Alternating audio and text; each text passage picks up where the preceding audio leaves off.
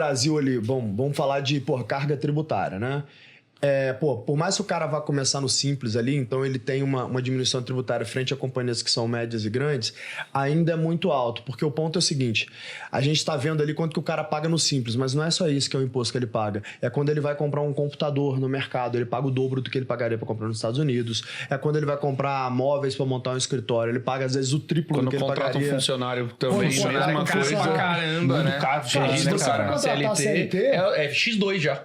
Isso aí, 1,8. Quase X2. É 1,8. E aí você tem o risco trabalhista ainda, que a gente falou sobre isso, né? Exato. 32% dos processos trabalhistas do mundo está no Brasil, onde 2% da população está aqui. Então, tipo, é quase que certeza que você vai tomar um processo trabalhista. O custo Brasil é a necessidade de ter um contador antes de um plano de negócio. O custo Brasil é a necessidade de ter um bom advogado antes de ter um diretor de operações. Quanta empresa boa não quebra por conta disso?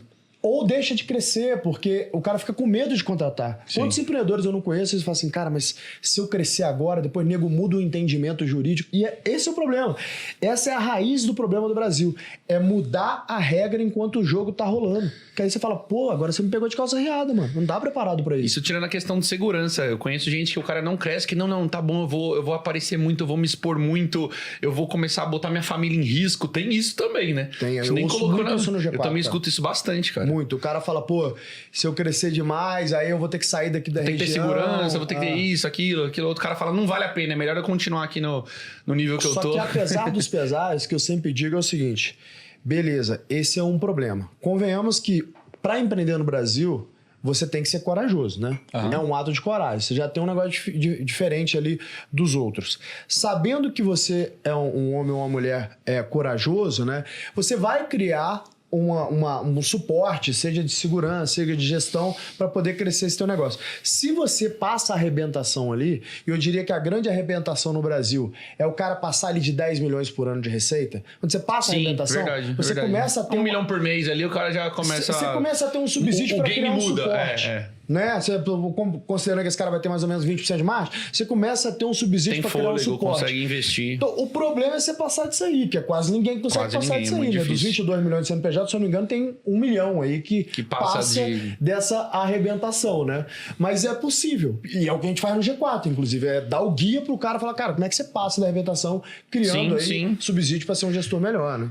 Que empreender é muito difícil, né? Mas é uma das formas mais poderosas da gente construir liberdade. Porque apesar de toda essa dificuldade, é muito gostoso quando você rompe essa barreira e você cria essa liberdade de, primeiro, trabalhar com o que você gosta. Segundo, aí sim você pensar em ter mais tempo, pensar em ter mais tempo com a família, pensar em conseguir adquirir alguns bens, aquela liberdade financeira que você tanto fala. Então, é difícil romper essa barreira, mas quando você consegue romper, né? Tem o bônus também. Vamos só falar de coisa ruim, que aí parece que o cara fala, pô, vocês estão falando que é ruim e a gente tá aqui se matando todo dia, né?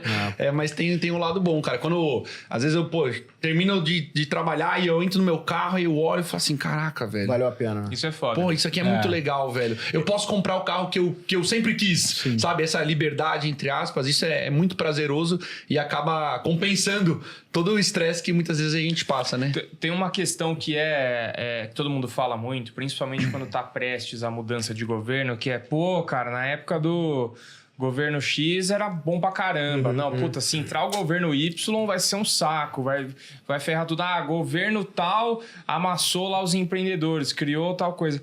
Cara, essa troca de governo, se é um governo de esquerda, se é um governo de direita, isso impacta realmente o empreendedor? Ou ele fala assim, cara, você tem que ignorar essa porra, independente de quem entrar lá, e você tem que fazer o seu, mano?